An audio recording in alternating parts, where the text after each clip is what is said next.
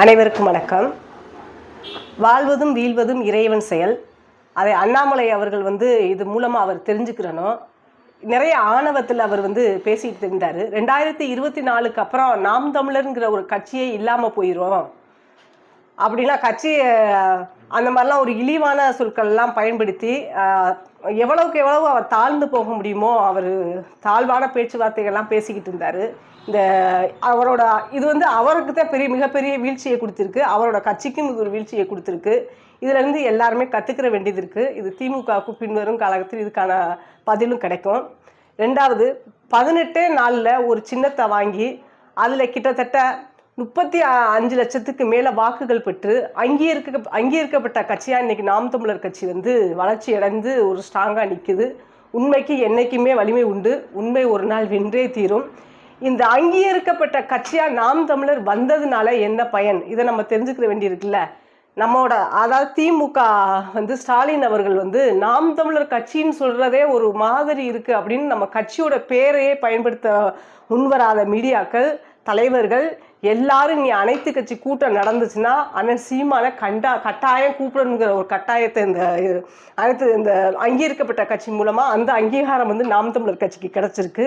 அது மட்டும் இல்லை, நகராட்சி அனைத்து கட்சி கூட்டமாக இருந்தாலும் சரி, ஒன்றிய அனைத்து கட்சி கூட்டமாக இருந்தாலும் சரி, பஞ்சாயத்து அனைத்து கட்சி கூட்டமாக இருந்தாலும் சரி, இப்படி நடக்கக்கூடிய முக்கியமான கட்சி அனைத்து கட்சி கூட்டங்களுக்கு நாம் தமிழர் கட்சிக்கு கட்டாயம் அழைப்பு கொடுக்கப்பட வேண்டும்.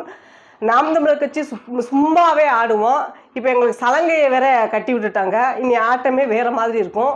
2026ல் வேறு யூகம் வச்சு நாங்கள் மக்களுக்கான அதிகாரமான இந்த அரசியல் அதிகாரத்தை கண்டிப்பாக வெல்வோம்.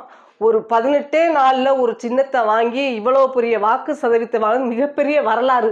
எங்களை யாரும் பேசப்படாட்டாலும் நாங்கள் இந்த கட்சியில் இருக்கிறவங்க நாங்கள் பேசுவோம். எங்கள்கிட்ட பொருளாதார வசதி இல்லை, உணவு வசதி இல்லை, பெரிய பிரச்சாரம் பண்ண முடியல, துண்டு சீட்டு கூட ஒரு வீட்டுகளுக்கு போய் எங்களால் கொடுக்க முடியல.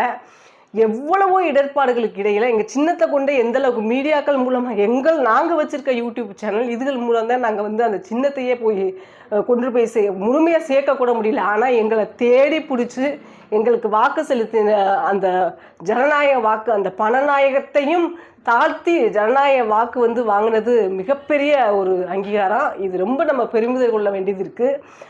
தமிழக மக்கள் இன்னும் அந்த ஒரு முடிவெடுக்க முடியாத ஒரு குழப்ப நிலையில் இருக்கிறவங்க 2026ல் ஒரு நிலையான முடிவை கண்டிப்பாக எடுப்பாங்க. நம்ம சிவகங்கை மாவட்டம் தமிழ்நாட்டில் அதிகபட்சமாக வாக்குகள் வாங்கி டெபாசிட்டை இன்றைக்கி பெற்றிருக்கு. அந்த வேட்பாளர் எழிலரசி அவர்களுக்கு வாழ்த்துக்கள்.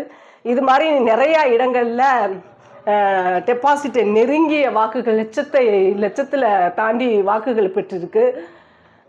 இது ஒரு பெரிய அதாவது நாங்கள் பின்னோக்கி 7% வாக்குகள் எடுத்திருந்தாவே பெரிய விஷயம் தான். கிட்டத்தட்ட இந்த தபால் ஓட்டுகள் எண்ணப்படாத நிலையில் கிட்ட 9% நெருங்கும், 9க்கு மேலேயே தாண்டும். அந்தளவுக்கு பெரிய ஒரு வாக்கு சதவீதத்தையும் பெரிய தாக்கத்தையும் தமிழ்நாட்டில் நாம் தமிழர் கட்சி ஏற்படுத்தியிருக்கு. அதில் எந்த விதமான மாற்றமும் இல்லை. அதுபோக இன்னைக்கு பாஜகவோட கூட்டணிகள் எப்படி யார் பிரதமர் வேட்பாளர் அறிவிக்க போகிறாங்க அப்படிங்கிறது இருக்குது. அதை பார்த்தீங்கன்னா இன்றைக்கி பிரதமர் ஆகிறதுக்கு தெலுங்கானா கட்சி சபாநாயகர் பதவியை கேட்குறாரு. அது முக்கிய ஒரு நெருக்கத்தை கொடுக்குறாரு. எங்களுக்கு சிறப்பு அந்தஸ்து வேணும்னு கேட்குறாரு தெலுங்கானாவுக்கு. அதுபோக இன்னும் நிறையா அவர் பிடி இன்னைக்கு அவர் மோடியோட பிடி அவர் கையில் இருக்குல்ல, இன்னைக்கு பிஜேபியோட கை. அதனால் அவருக்கான சில சலுகைகளையும் அதை கேட்குறாரு. அதே மாதிரி பீகார்லேயும் சிறப்பு அந்தஸ்து கேட்குறாரு.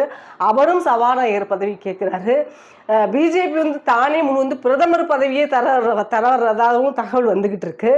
இப்பேற்பட்ட சூழ்நிலையில் யார் கூட்டணி வைக்க போகிறா? இதில் மீடியா இதை ஒவ்வொரு நிமிஷத்துக்கும் ஒன்றொன்னா போட்டு அது எவ்வளோ வருமானம் சம்பாதிக்க போகுது?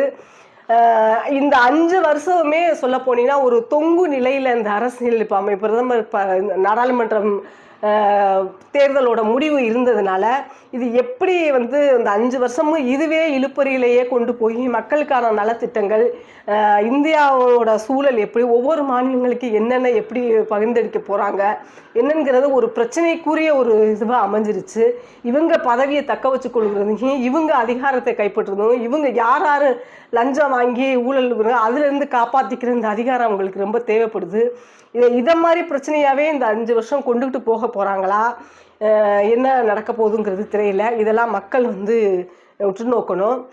இது போக காங்கிரஸ் வந்து நாங்கள் எல்லாமே தயார் அப்படிங்கிற மாதிரி சிறப்பு அந்தஸ்தும் சரி, அதே மாதிரி சபாநாயகர் பதவியும் தயாருங்கிற மாதிரி ராகுல் காந்தி அவர்கள் வந்து சொல்லியிருக்காங்க.